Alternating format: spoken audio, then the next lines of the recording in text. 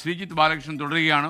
Sreejith, latest report അനുസരിച്ച് പ്രസിഡന്റും പ്രധാനമന്ത്രിയും രാജിവെച്ച് ഒഴിഞ്ഞു. എന്നാലും കലാപം അടങ്ങുന്നില്ല. മാത്രമല്ല, അഴിമതിക്കാരായ മന്ത്രിമാരുടെ വീടുകളൊക്കെ ഇവർ കത്തിക്കുകയാണെന്നാണ് പറഞ്ഞത്. അതെ, തീർച്ചയായും. ഒരുപക്ഷെ ഇതുവരെ നമ്മൾ കാണാത്ത രൂപത്തിലുള്ള ഒരു പ്രക്ഷോഭമാണത്.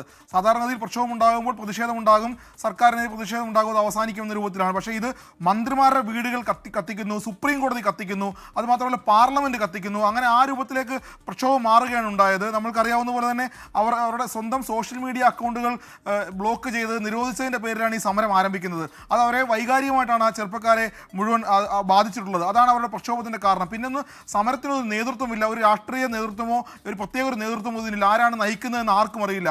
തങ്ങൾക്ക് ഇഷ്ടമുള്ളത് ചെയ്യുക എന്നുള്ളതാണ് സമരക്കാർ ചെയ്യുന്നത്. ആ ഇഷ്ടമുള്ളത് ഒരാൾ കത്തിക്കുന്നു, പിന്നീട് കത്തിച്ചുകൊണ്ടേയിരിക്കുന്നു. അതാണ് അവിടെ സംഭവിച്ചത്.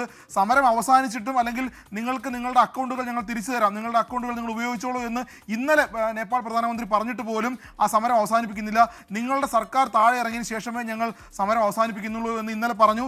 ഇന്ന് പകൽ മുഴുവൻ നേപ്പാൾ നിന്ന് കത്തുകയായിരുന്നു, കാഠ്മണ്ഡു മുഴുവൻ കത്തുകയായിരുന്നു, കാഠ്മണ്ഡുവിന് റിംഗ് റോഡുകൾ മുഴുവൻ കത്തുകയായിരുന്നു. പ്രധാനപ്പെട്ട പാർട്ടി ഓഫീസുകൾ, അതായത് ഈ ചെറുപ്പക്കാർ പോലും ഉൾപ്പെടുന്ന പാർട്ടി ഓഫീസുകളൊക്കെ കത്തിക്കുന്ന രൂപത്തിലായിരുന്നു കാര്യങ്ങൾ പോയിക്കൊണ്ടിരുന്നത്. എന്തായാലും അസാധാരണ ഒരു സമരമാണ് നേപ്പാളിൽ നടന്നത്.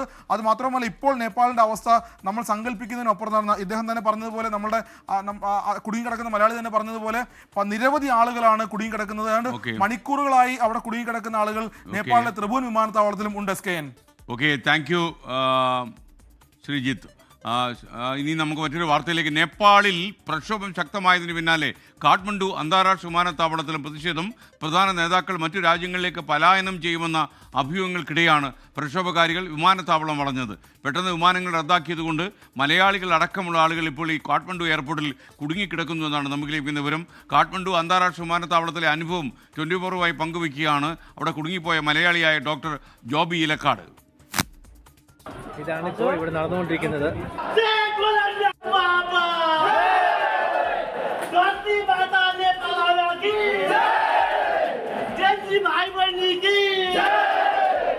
ത്രിഭുവൻ ഇന്റർനാഷണൽ എയർപോർട്ടിൽ നിന്നുള്ള രംഗങ്ങളാണ് ഇപ്പോൾ നിങ്ങൾ കാണുന്നത്.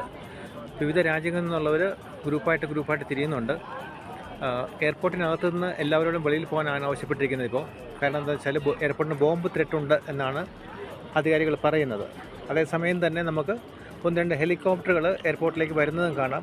മറ്റൊരു അടക്കം പറയുന്ന വേറൊരു കാര്യം, ഇവിടുത്തെ മിനിസ്റ്റേഴ്സ് രാജ്യം ഇടുന്നതിന് വേണ്ടി എയർപോർട്ടിൽ വരുമ്പോൾ അതുകൊണ്ടാണ് എയർപോർട്ട് വെക്കേറ്റ് ചെയ്യിക്കുന്നത് കാണിക്കുന്നുണ്ട്. മിക്കവാറും എല്ലാ എയർലൈൻസുകളിലും ഒരു സ്റ്റാഫ് പോലും ഇവിടെ അവൈലബിൾ അല്ല. എല്ലാ എയർലൈൻസിൻ്റെ ലഗേജുകളെല്ലാം ഒരുമിച്ച് കൂട്ടിയിട്ടിട്ട് ലഗേജ് കണ്ടുപിടിക്കാൻ തന്നെ വളരെ ബുദ്ധിമുട്ടുള്ള കാര്യമായിരുന്നു. പുറത്ത് പ്രൊട്ടസ്റ്റ് നടക്കുന്നുണ്ട്. ഇത് എയർപോർട്ടിന് പുറത്തുള്ള ആണ്. എല്ലായിടത്തും വിജനമാണ്. ഹോട്ടലുകളെല്ലാം അടച്ചിരിക്കുകയാണ്. ആൾക്കാർക്ക് എങ്ങോട്ട് പോകണം എന്നുള്ള കാര്യത്തെക്കുറിച്ചൊരു വ്യക്തതയില്ല. ഫ്ലൈറ്റ് എപ്പോഴാണ് റിസ്യൂം ചെയ്യുന്നത്, റീഫണ്ട് കിട്ടുമോ, അല്ലെങ്കിൽ എവിടെയാണ് അക്കോമഡേഷൻ കൊടുക്കാൻ പോകുന്നത്, അങ്ങനെയുള്ള ഒരു കാര്യത്തെക്കുറിച്ചും ഒരു വ്യക്തത നിലവിലില്ല. നിങ്ങൾക്ക് ശബ്ദങ്ങളൊക്കെ കേൾക്കാൻ പറ്റും, പ്രൊട്ടസ്റ്റേഴ്സ് നടത്തുന്ന ശബ്ദങ്ങൾ കേൾക്കാൻ പറ്റുന്നുണ്ടാവും. ടാക്സിയും ഒന്നും അവൈലബിൾ അല്ല. നിങ്ങൾക്ക് കാണാം, ഈ തലയിൽ റെഡ് ക്യാപ്പ് വെച്ചിരിക്കുന്നവർ അവരെല്ലാവരും ഓരോരോ സ്ഥലങ്ങളിൽ നിന്ന് വന്നിരിക്കുന്ന ഒരു ഗ്രൂപ്പായിട്ട് നിൽക്കുന്നതാണ്. അപ്പോൾ ആൾക്കാർക്ക് ഇത് എങ്ങോട്ട് പോകണം എന്നുള്ള കാര്യത്തെക്കുറിച്ച് ഒരു വ്യക്തതയില്ല. നമുക്ക് വീട്ടിൽ വരാനുള്ള പേടി തത്രപ്പെടാണ് നമ്മളുള്ളത്. ഒരു ഫ്ലൈറ്റും ഇപ്പോൾ ബുക്കിംഗ് സ്വീകരിക്കുന്നില്ല. അതാണ് ഇപ്പോഴത്തെ അവസ്ഥ. ഏറ്റവും സങ്കടകരമായ വാർത്ത, നേപ്പാളിലെ പ്രക്ഷോഭകാരികൾ മുൻ പ്രധാനമന്ത്രി ജഗന്നാഥ് കനാലിൻ്റെ വീടിന് തീയിട്ടു.